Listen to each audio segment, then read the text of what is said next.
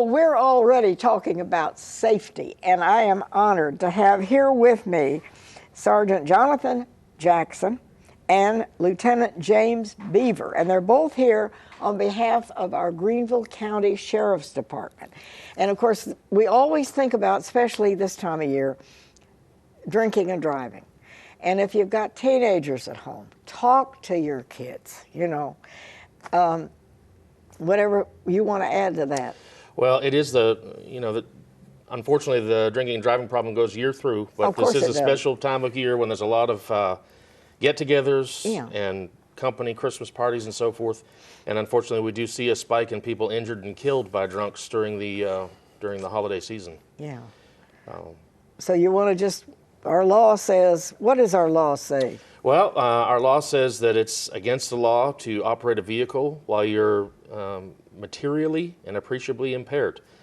And that just means a lot of people think that to be guilty of the offense of driving under the influence, that you have to be falling down drunk. Yeah. And that's not the case. Alcohol is a depressant, and what it does is it impairs your judgment. It slows down your reaction time. And these are key things while you're driving a vehicle. You need to be sharp. You need to be able to respond quickly. And sometimes the slightest delay can cause you to be involved in a collision. And so, a lot of people will ask us, well, how much can I consume? And then drive? And it's different for every person. Everybody has a different metabolism rate and so forth. And we tell them the only safe way to guarantee you're not riding around in my back seat on your way to the detention center is to not drink and drive. If you're going to consume alcohol, make plans. Yeah, if there's a party and everybody wants to have holiday cheer and they're over 18, they're not breaking the law, or over 21, but have somebody designated to be the driver. That's right. We'll see that people will plan to go to the party, just like you say, and then that's where the planning stops. And then we're ready to walk out to the car. Well, what am I going to do now? Yeah. And if you realize that alcohol impairs the judgment, and you wait till you've consumed it to stand there and assess yourself and figure out, am I safe to drive or not, you're probably going to make the wrong decision. So it's best to plan to go, and then also plan, like you say, how am I going to get home afterwards? And I'm also thinking of young people, and parents need to talk to their kids. That's right. Parents if they'll listen. Yeah, well, that's different. That's different in every home, isn't it? But yeah, it's better to have the conversation than wish you had had one. That's absolutely right. Another thing about driving under the influence that people don't realize is they think it's only based upon alcohol consumption. And you can be found guilty of driving under the influence if you're involving yourself with illegal or even legal drugs. There are certain prescriptions. Oh, really? Yes, ma'am. There are certain prescriptions that the dentist might send you home to take that you have no business operating a vehicle after you've taken. Oh. And so DUI applies to alcohol, drugs, or any combination of those two. See, most of us don't think about that. That's right. Okay, so always check about if you're on medication, to be sure that if you're taking that medication that you shouldn't be driving. That's right. Yeah, and you want to talk about... Well, one of the safety issues that is becoming really important now is situations where a gunman comes to a public place and he begins to shoot at people. And the news lately has been horrendous. Absolutely, and it's terrible, terrible incidents, and they call these things active shooter situations. Talking about being safe, the best way to be safe from this is to do preventive measures. For example, in a workplace setting, pay attention to your colleagues and coworkers. If they become threatening and they say things about their plans for an event of this type, you need to make sure you report that. Don't just ignore it, because typically people who come to these situations and shoot others, they've in some way, shape, or form communicated that before they ever did. They've kind of given it away ahead of time, and people either don't pay any attention, or if they do, I think they're afraid to report it. I think so, but... A lot of people are afraid to report something because it hasn't happened, and it's like they're suspicious, and they don't know how could get them in trouble. Right, and they need to not be that way, because by not reporting it, they may have allowed it to happen. They need to make sure that they report that to somebody, report it to their boss, report it to law enforcement, let somebody know that these threats are being made, and they worry about what might be the outcome. So we need to be alert. Yes, ma'am. And just in general. Yes, ma'am. Students and listening and paying attention to what their fellow students are saying and doing, sometimes online, sometimes in person. Like I said, coworkers, be aware of your surroundings and listen to what people say. People don't offhandedly make the threats to do such a thing. They typically have some thought and motivation behind it. It's very frightening. Yes, ma'am. And you can be totally innocent and in a room full of people, and you should be, I guess, alert at your surroundings regardless. Yes, ma'am. And so if you find yourself at some location where somebody begins to shoot others, one of these active shooter situations, number one, pay attention. Be alert. Don't be completely oblivious to what's going on around you. But also, the very first course of action you should take is try to run away, escape, find a place, an exit, some way to get out. That would be your first course of action. Sometimes that's not possible. So your second option would be to hide, to find a good place to hide. And your third option, which we hope it doesn't come to, is if the shooter finds you, then at that point, all bets are off. You fight for your life and you do what you have to do to survive. And our law, what does our law say about carrying a weapon, a gun? What does our law say? There are concealed weapon permits that you can get through SLED, and you can carry those weapons where that public establishment allows.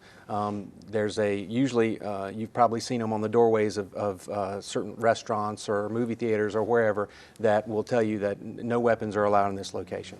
But if it's not marked that way, then you can take your concealed weapon, if you are a concealed weapons permit holder, into one of those establishments. Now, if you had, for instance, a gun in your car, you would still have to have that permit, wouldn't you, to carry that gun around even if you leave it in your car? No, ma'am. You can have a weapon in your car in certain locations, and it's legal to have in your car.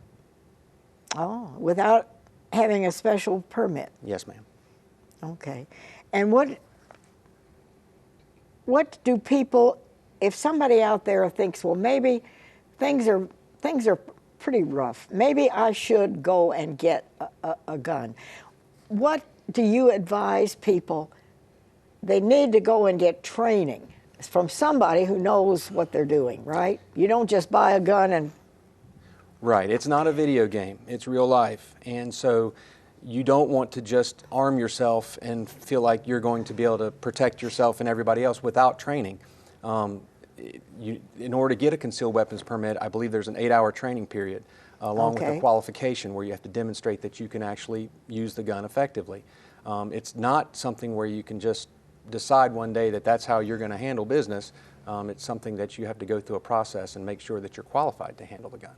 Okay. So now, people who want more information about what we're talking about can call the Greenville County Sheriff's Office and find out.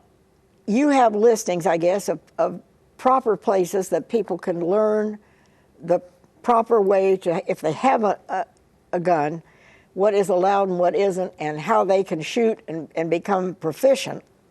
SLED oversees the process for the concealed weapons permits, but there's a number of places locally, local gun stores. We won't recommend any here, but local gun stores that offer the training, and they can find that in the Yellow Pages. And they can find out. Yes, ma'am. So that's important, that that you follow through and do the thing the right way. That's right. Right.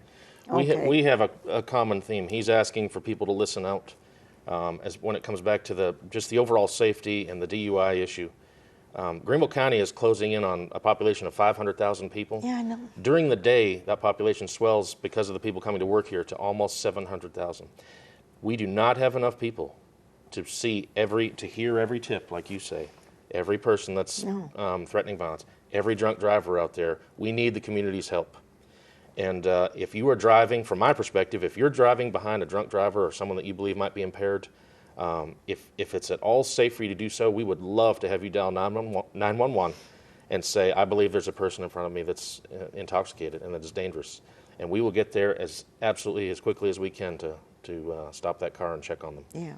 But we just you know, like I say, we really need the community's help with addressing all of these issues. You would have to have a law enforcement person on every street corner, and that's impossible. And maybe that wouldn't even be enough. No. You know, it's a lot of, we have a very large population, so. So we need to take responsibility for When safe to- ourselves and our neighbors. When it's safe to do so. I wouldn't ask you to violate traffic laws or get in any chases or block people in and confront them. That's all too dangerous.